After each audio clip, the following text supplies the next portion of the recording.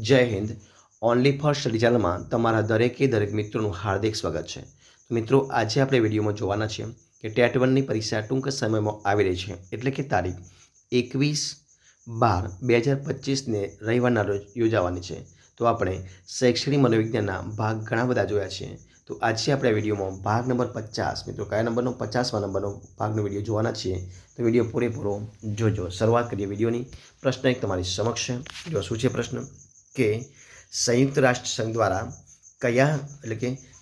ક્યાં સુધીમાં સાર્વજનિક પ્રાથમિક શિક્ષણનું ધ્યેય પૂર્ણ કરવાનું નક્કી કરાયું છે?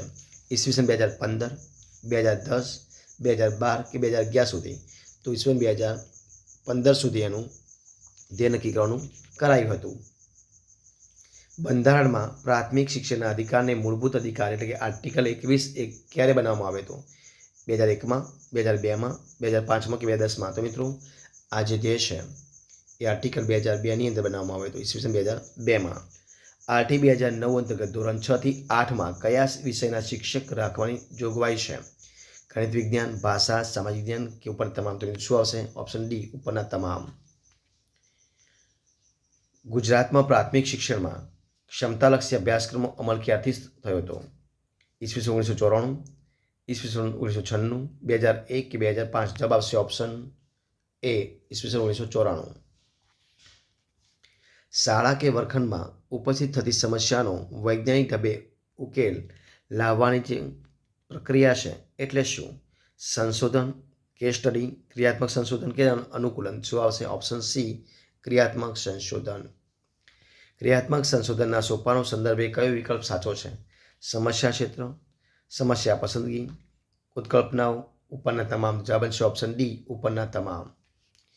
શૈક્ષણિક મનોવિજ્ઞાન વ્યક્તિના જન્મથી વૃદ્ધાવસ્થા સુધીના શીખેલા અનુભવનું વર્ણન કરે છે. આ વ્યાખ્યા કોની છે? Skinner, Crow and Crow, Gandhiji કે વોટસન? જવાબ છે option B, Crow and Crow. Option B જવાબ. ભય, ક્રોધ, હર્ષ, તિરસ્કાર વગેરે માનસિક સ્થિતિને શું કહેવાય છે?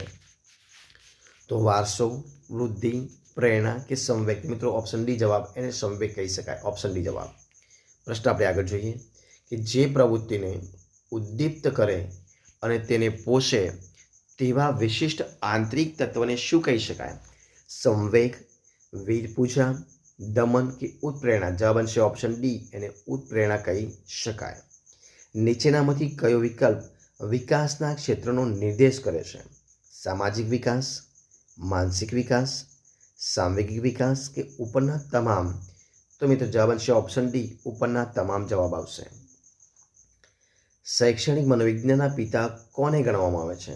Skinner, Pestalozzi, John Dewey, Gijubhai Badheka? જવાબ છે ઓપ્શન બી, પેસ્ટોલોજી.